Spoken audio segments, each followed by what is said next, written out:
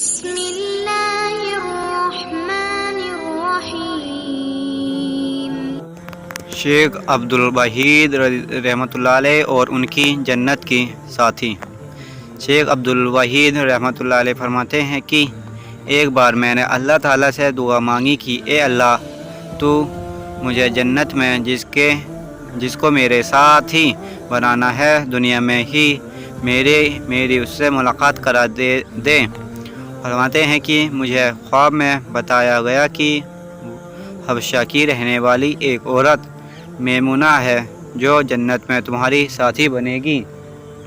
लिहाजा मैं उस बस्ती की तरफ चल पड़ा। जाकर बस्ती वालों से पूछा तो उन्होंने कहा कि वो तो बकरियां चराती है और इस वक्त बाहर कहीं बकरियां चरा रही होगी। फरमाते हैं कि मैं चल पड़ा। जब मैंने बस्ती से बाहर निकलकर देखा तो हैरान हुआ कि बकरियां एक ही जगह पर चल रही हैं और इधर उधर भागती भी नहीं हैं, और एक औरत पेड़ के नीचे खड़ी नमाज पढ़ रही है। जब मैंने गौर किया तो मैंने देखा कि जहाँ बकरियां चल रही थीं वहाँ उस चरागाह के किनारे कुछ भेड़िए बैठे नज़र आए। उन भेड़ियों की वजह से भी बकरियां कहीं बाहर नहीं भाग रही थीं और एक जगह पर ही चल रही थीं।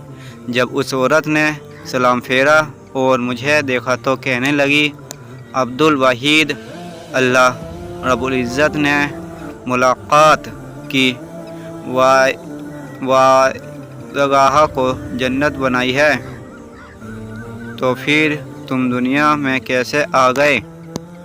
मैंने कहा कि मैंने दुआ मांगी थी जो अल्लाह रब्बुल इज़्ज़त के यहाँ कबूल हो गई, मगर अब मैं आपसे एक बात पूछना चाहता हूँ कि मैंने ऐसा मंजर तो कभी नहीं देखा कि आप नमाज़ पढ़ रही थीं, बकरियां चल रही थीं और भेड़िए बैठे हुए थे और वे बकरियां को कुछ नहीं कह रहे थे।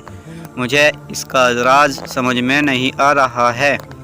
वह कहने लगी, अब्दुल वहीद, यह बात समझनी आसान है कि जिस दिन से मैंने अपने परवरदिगार से सुलह कर ली है, मैं उस दिन से भेड़ियों ने मेरी बकरियां से सुलह कर ली है।